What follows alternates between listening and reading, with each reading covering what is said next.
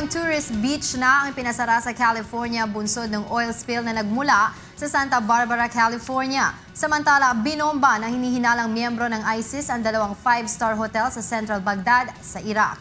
Yan at iba pang balitang abroad sa ulat ni Mirasol Abugadir. Sa Iraq, 10 ang nasawi at mahigit 30 ang nasugatan sa car bomb explosion sa parking lot ng dalawang 5-star hotel sa Central Baghdad. Ayon sa pulisya, ang unang pagsabog ay naganap sa Babylon Hotel kung saan madalas na ginaganap ang conference at meeting ng mga government official. Makalipas ang ilang minuto, nagkaroon na naman ng pagsabog sa Crystal Hotel. Simula nang alisin ng Iraqi authorities ang curfew sa Baghdad, tumaas ang mga insidente ng pambubomba sa syudad na pinaniniwala ang kagagawan ng mga Islamic militants.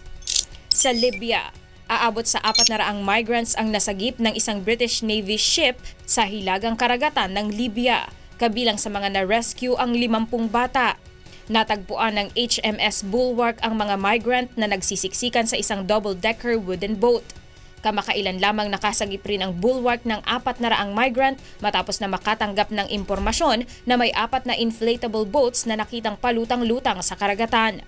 Kabilang ang Bulwark sa mga barkong na pagkasundoan ng mga European leader na magsagawa ng rescue mission sa mga migrant na tumatakas sa kanilang mga bansa dahil sa kaguluhan. At sa Amerika, nangangamba ang mga otoridad sa California na kumalat pa sa ibang lugar sa karagatan ang oil spill sa Santa Barbara.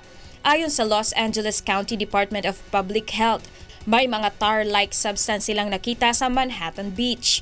Dahil dito, pansamantalang ipinasara sa publiko ang Manhattan at Hermosa beaches. Sa ngayon ay nagsasagawa ng aerial inspection ang mga otoridad upang makita ang lawak ng oil spill. Tiniyak naman ni US Coast Guard spokeswoman Charlene Downey na may ginagawa silang malawakang paglilinis sa karagatan na apektado ng oil spill. Mirasol Abugadil, UNTV News, Worldwide.